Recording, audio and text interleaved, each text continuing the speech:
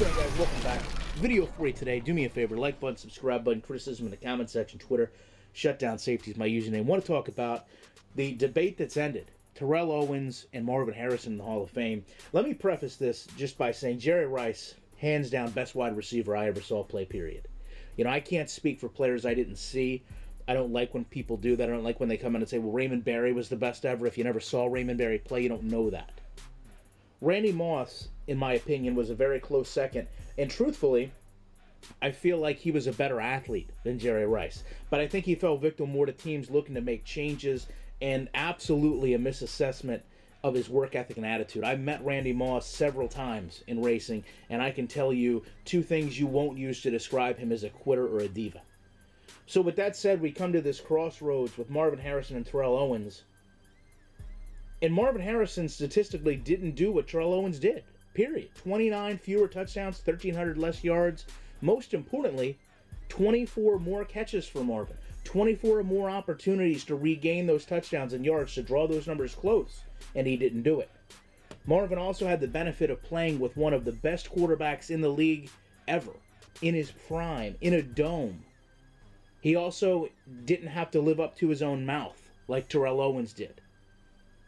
Bill Polian, though, in a nutshell, who, again, man, I love and respect Bill Polian. I think he's a brilliant football mind, but he said a lot of things that are wrong with the Hall of Fame induction voting system. In a nutshell, he said that it should be reserved for players who make their teams better, not disrupt it and make it worse. You know, I don't know how competitive players, how players that are confident in themselves constantly get put in a box where they're disruptive and they're a locker room cancer. If you're going out on a football field and you're going to one of the most competitive positions in all sports, you better go out there confident. And if you do, Josh Norman, Steve Smith, Terrell Owens, Patrick Peterson, you are going to elevate the play of others when you play well. And that's all there is to it.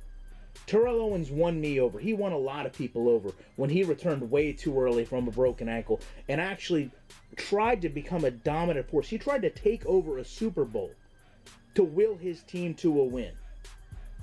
That's what Hall of Fame players do. That's what I never saw Marvin Harrison do. Hall of Fame players also know their worth.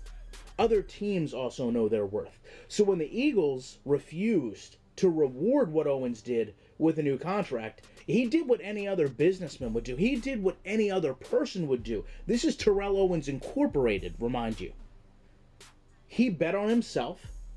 He went to a place that valued his contributions, and he played pretty damn well for Dallas. As a matter of fact, he continued to show his emotions in his love for football the entire way. I think we all remember, the crying, "That's my quarterback" line.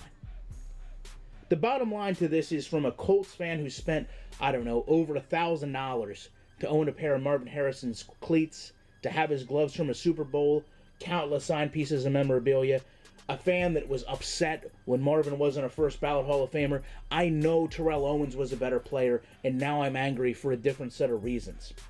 I know that Moss is a better player, and now I fear this continued political game the Hall of Fame likes to play with their voting is going to hinder another great player getting in.